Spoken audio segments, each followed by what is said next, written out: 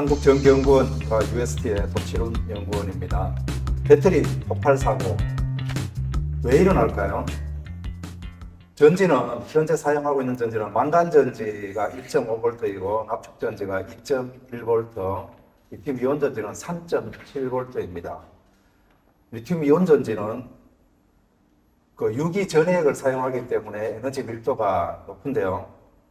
납축전지를 보시게 되면은 85인대에 반해서 리튬이온 전지는 800이라는 높은 에너지 밀도를 가집니다. 이 에너지 밀도라는 것은 일정한 부피 속에 넣을 수 있는 에너지량을 나타내고 있습니다. 이렇게 높은 에너지 밀도를 가진 리튬 2차 전지는 폭발 사고의 발생 가능성이 있습니다. 위에 그림에서 보시면 리튬 이온 전지와 수류탄의 정도를 비교해 볼 수가 있는 정도입니다. 전지의 형태는 코인형도 있고 실린더형, 파우치형 등 여러 가지가 있지만 내부에 들어가게 되면 모든 전지는 다 동일하게 왼쪽과 같은 그림 모양을 가지고 있습니다. 양극 그리고 음극 중앙을 분리하고 있는 분리막과 함께 이 전체에는 전해액이 들어있고 그 전해액 속에 녹아 있는 리튬 이온이 충전과 방전에 따라서 양극과 음극 사이를 움직이게 됩니다. 그리고 이와 함께 동시에 전자도 양극과 음극 사이를 움직이게 되는 것입니다. 이 전지의 용도는 참 다양하게 쓰이고 있는데요. 스마트폰, 노트북, 웨어러블 디바이스 등 같은 이런 전자기기를 포함해서 전기차, 킥보드, 전동 휠체어 등등의 모빌리티용, 그리고 ESS라고 알려져 있는 에너지 저장 장치에도 많이 사용이 되고 있습니다. 그 외에도 우리가 널리 알고 있는 전동 공구, 드론, 그리고 군사, 우주, 항공에까지 이 리튬 이온 전지가 사용되고 있습니다. 그런데 이런 리튬 이온 전지는 연소할 수 있는 3요소, 즉 연료와 산소와 점화원이 동시에 내재되어 있는 그런 장치입니다. 특히 양극 활물질은 과산화물이라고 해서 산소가 고체 형태로 저장되어 있는 형태입니다. 그래서 어떤 일정 온도를 넘어서게 되면은 산소 기체가 발생하도록 되어 있는 구조입니다. 열화학 반응이라고 표현했는데요. 배터리 내부에서 발생하는 열 발생 속도가 외부로 방출되는 열 발생 속도보다 빠를 때에 열 폭주가 이렇게 일어나게 됩니다. 만약에 이 발생 속도가 방출 속도보다 더 늦다면 이렇게 정상화돼 가지고 배터리에는 아무 일도 없었던 같은 안전한 상태가 진행이 됩니다. 이 열 폭주 진행을 미리 전지 설계 때부터 안전한 범위 내로 거의 설계가 되어 있습니다. 그리고 혹시 이런 범위를 넘더라도 안전장치로 보호를 하고 있습니다. 그렇지만 실제 전지를 가열을 하거나 침으로 찌르거나 하는 경우에는 이렇게 발화가 일어날 수가 있는데요. 영상으로 한번 보겠습니다. 점점 가열하게 되면 한 200도 가까이 되면 전지가 이렇게 갑자기 발화하면서 하는 것을 볼 수가 있습니다. 이 영상에 이어진 것은 충전한 전지를 침으로 찌르는 경우인데요. 또 중간에 나타나는 침이 배터리를 찌르게 되면 이렇게 급속하게 발화가 일어나는 경우가 발생을 합니다.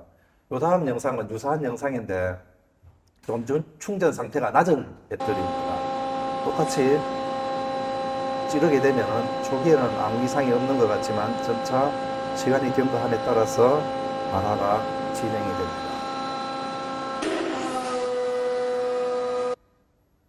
이와 같이 배터리의 에너지 저장 수준에 따라서 폭발의 규모가 비례하게 되는 것입니다. 오른쪽에는 시험한 전지의 시험 후의 모습을 나타내고 있습니다.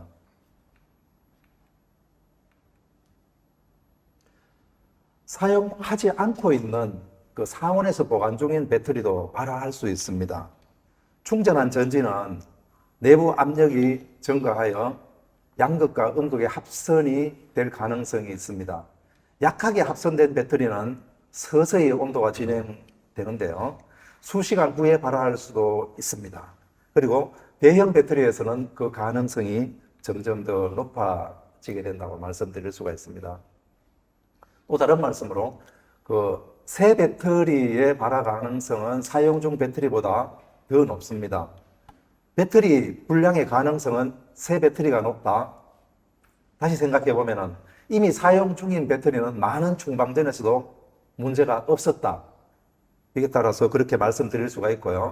또 그 충전된 에너지량도 새 배터리가 기존 배터리보다 더 높아가지고 발열량도 많고 발열 속도도 빠르게 됩니다.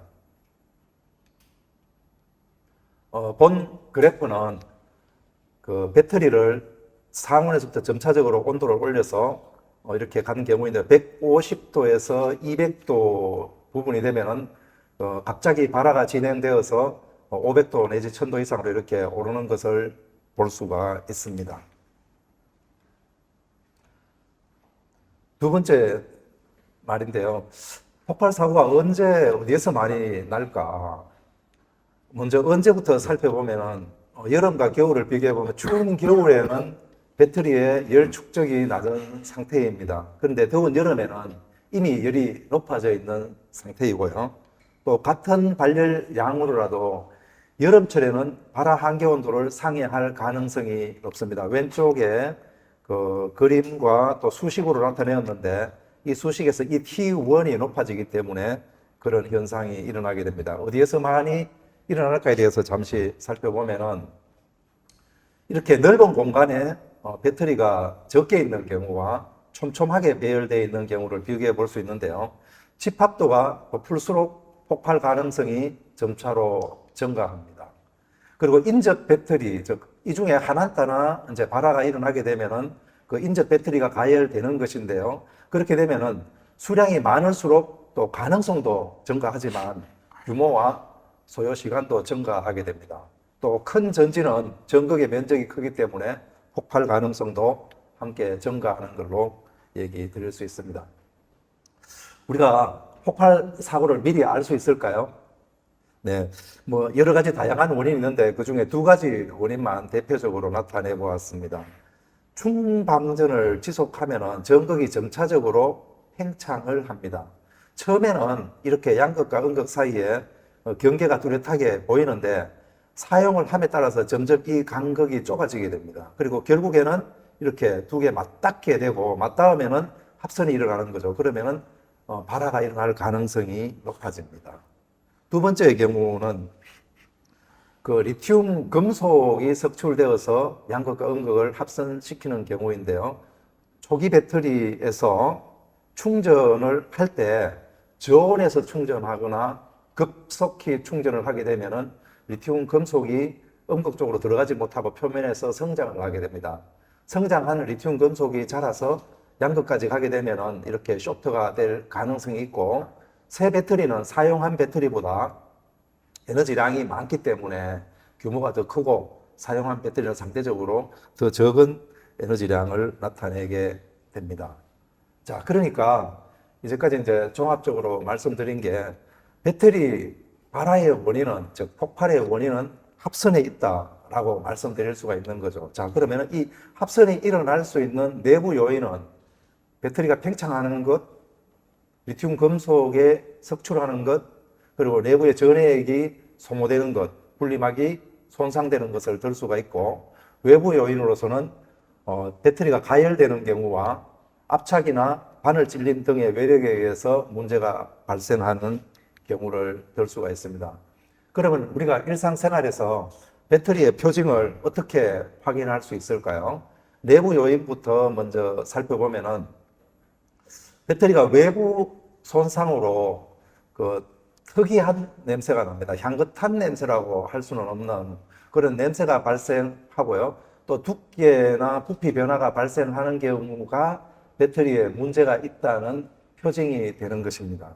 그리고 또 다른 얘기로 그 외형의 손상 없이 내부적으로 손상이 오는 경우가 있는데, 배터리의 전압과 온도가 급격히 변동하는 급격한 변화가 발생하는 경우가 있습니다.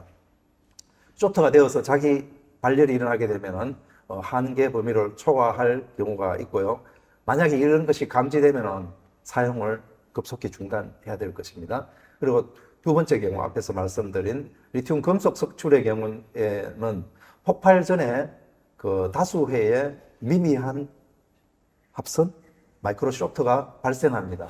그런데 이거를 금방 이제 신기루같이 나타났다가 그 다음번에는 또 나타나지 않습니다. 그래서 조금 이상하다는 위험성은 감지를 하지만 언제 폭발할지 알 수 없습니다. 그래서 계속 사용하다 보면은 빈번해지고 결국은 폭발에 이를 수가 있습니다. 그래서 배터리를 사용할 때는 유효 사용 기간과 사이클 수를 설정해서 사용하는 게 좋습니다.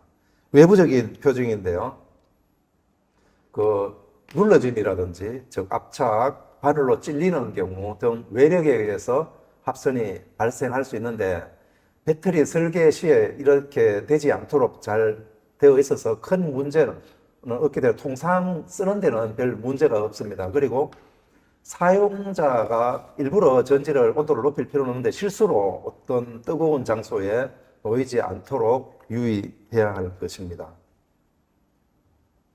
자, 이제 배터리 이런 표징을 보게 되면은 그 배터리를 사용하는 장비가 이제 비정상적으로 작동을 하게 되겠죠. 그리고 배터리의 전압과 온도가 비정상적으로 변화하게 될 것입니다. 그리고 특이한 냄새가 날 경우고요. 이런 경우에 어떤 그 한한따나 발생을 하게 되면은 사용을 중단하고 안전 조치를 행해야 할 것으로 생각합니다. 이상입니다. 너무 재미있게 지금 제가 잘 들어서 정말 보셨죠? 필기 엄청 열심히 했거든요. 네. 근데 지금 듣다 보니까 결과적으로는 여름철에는 온도가 주변이 높기 때문에 폭발 사고가 많이 일어날 수 있다. 이렇게 말씀을 해주셨는데 사실 저는 그러면 안 되지만 노트북 차에다가 놓고 많이 다니거든요. 네. 제가 굉장히 위험한 행동을 한 거겠네요. 그죠? 여름철엔 도대체 왜 이렇게 많이 나는지 구체적으로 설명 부탁드리겠습니다. 네. 그 여름철에 35도씨 햇빛 아래에 만약에 검은색 차를 주차를 해 놓는다면은 한 30분 정도 지나면은 약 58도씨, 그 다음에 1시간 정도가 지나면은 63도씨, 그리고 한 3시간, 4시간 지나면은 내부 온도가 70도까지 올라가게 됩니다. 그런데 대시보드는 이것보다 20도 내지 25도가 더 높아서 90도까지도 배터리가 올라가게 됩니다. 이런 환경에서 저장을 하게 되면은 그 전지가 발화할 가능성도 증가할 뿐만 아니라 전지 수명도 급속히 단축되기 때문에 배터리가 들어있는 장비를 차에 두지 않는 것이 맞다고 생각합니다. 네, 명심하겠습니다. 그리고 또 하나 이제 질문이 아마 많은 분들이 그럼 내 배터리가 안전한지에 대한 궁금증이 있으실 것 같아요. 사실은 왜냐면 저희 입장에서는 이게 항상 배터리가 뭐 잘 되는지 안 되는지 민감하게 보이진 않거든요. 혹시 이걸 좀 확인할 수 있는 뭐 어플리케이션, 장비, 좀 일반 소비자들이 구매할 수 있는 게 있을까요? 그 휴대폰이나 노트북을 먼저 살펴보면은 그거를 이제 정량화하는 것이 실상 쉽지가 않습니다. 그래서 현재까지 그 휴대 장비에서 폭발이 임박했다고 알려주는 그런 어플리케이션은 아직까지 없습니다. 그렇기 때문에 항상 그 냄새라든지 팽창이라든지 어떤 그런 것들을 항상 유의 있게 살펴봐야 되고요. 그 전력 저장 장치라든지 전기 자동차 등 이런 대형 배터리 장치에서는 그 전압이라든지 팽창, 전류, 온도 등을 실시간으로 항상 모니터링을 합니다. 그래서 그 결과를 알려주고요. 경보 시그널을 알려주는 상태가 있는데 그런 걸 보통 그 휴대용으로 들고 다니기에는 너무 불편함이 많습니다. 그러니까 지금 약간 좀 구별해서 저희가 조심해야겠네요. 뭐 전기차는 당연히 이제 알려주니까 괜찮지만 노트북이나 핸드폰 같은 경우는 저희가 좀 사용하면서 민감하게 뭔가 충전이 잘 안 되거나 금방 떨어진다라는 그런 이상 징후를 감지하면 수리를 받고 그냥 보조 배터리류 같은 경우는 이제 저희가 조금 뭐 유효기간 아까 말씀해 주셨는데 정해서 할 필요가 있다. 이렇게 정리하면 될까요? 네.